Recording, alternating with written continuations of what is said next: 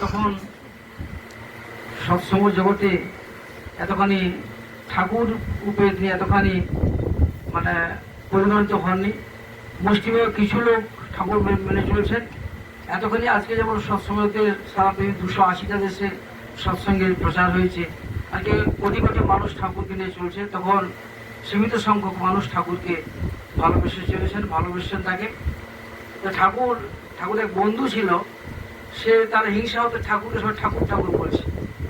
সে কি করতো, দুপুরের দিকে এসে নোংরা কাপড় পরে এনে সে বড় মাকে বলতেন যে এগুলো আমার ননকুল, তোর স্ত্রীকে বলবি এগুলো আমার কেচে রাখতে, পরিষ্কার করে রাখতে।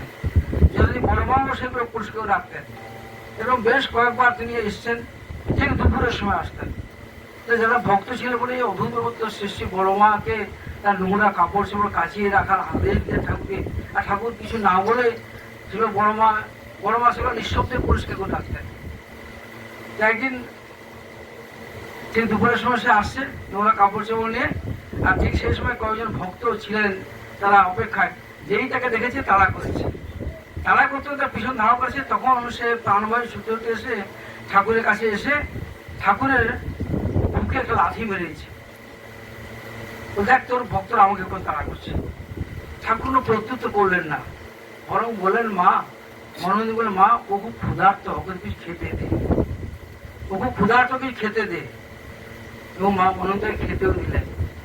তখন সেই তার বন্ধু তার মাথায় চেতনা জাগলো যে কেন যে মানুষ ঠাকুর বলে, কেন ঠাকুর বলে পূজা করে, কি এর বিশেষত্ব, কি এর গুণ। এই হচ্ছে ঠাকুর। তার তিনি জগতে আমাদের মতো মানে কত নগণ্য অপাঙ্কিয় দোষে গুণে ভরা মানুষকে তিনি তার ভালোবাসা দিয়ে, প্রেম দিয়ে, তাই আমাদেরকে শুধরে নিয়ে তাকে তিনি ভালো করার ব্রতী হয়ে আজকে সারা জীবন চলেছেন। আজকে আচার্য পরম্পরায় তারাও সেই ভালোবাসা দিয়ে তারা চলেছেন।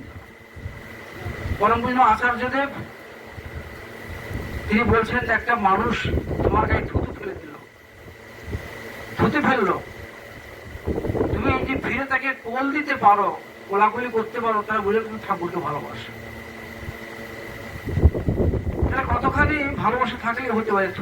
সে আমাকে থুতে ফেললো, তোমার গায়ে থুতে ফেললো, আর তুমি তাকে ঘুরে কোল দিতে পারো, তাহলে বোঝাবে তুমি ঠাকুরকে ভালোবাসো।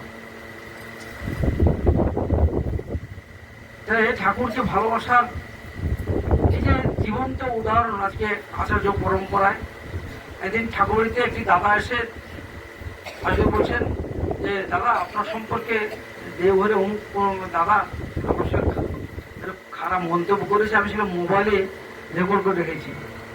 তখন আচার্য বলছেন যে হয়তো আমার কোনো দোষ ত্রুটি আছে, তাই সে বলে, কিন্তু তার থেকে তুই তো বেশি অপরাধী, তুই থেকে না বলে তুই মোবাইলে রেকর্ড করে রেখেছিস। কয়েকদিন পরে সেই দাদার মেয়ের বিয়ে, আর সৃষ্টি আচার্যদেব সকাল থেকে রাত্রি পর্যন্ত সেখান থেকে তার মেয়ের সমস্ত বিবাহ কার্য সমাধান শেষ করে তিনি বাড়ি ফিরলেন।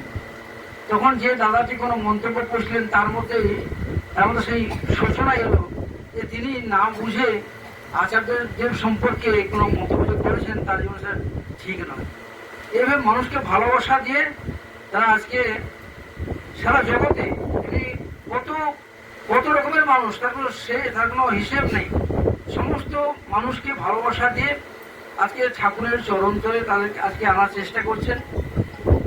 যদি আমাদের ঠাকুরকে গ্রহণ করার পরে যদি আমাদের মধ্যে আত্মজিজ্ঞাসা থাকে, আত্মসমালোচনার সুযোগ থাকে, এবং আমি প্রত্যেক মুহূর্তে আমি জিজ্ঞাসা থাকে যে আমি যা করছি আমি ঠাকুরের মনোমত হয়ে চলার চেষ্টা করছি, আমার ঠাকুরকে খুশি হচ্ছেন না ব্যথা পাচ্ছেন, আমার চলা কোনো ত্রুটি নাই তো, যদি জিজ্ঞাসা চিহ্ন সবসময় কাজে থাকে ঠাকুরের চলা পথে, তাহলে দেখবেন যে ঠাকুরকে নিয়ে চলতে গিয়ে আমাদের মধ্যে ভুল ত্রুটি সহজভাবে আমরা সেগুলোকে আমরা শুধরে নিতে পারবো তাকে ভালোবাসার মধ্য দিয়ে।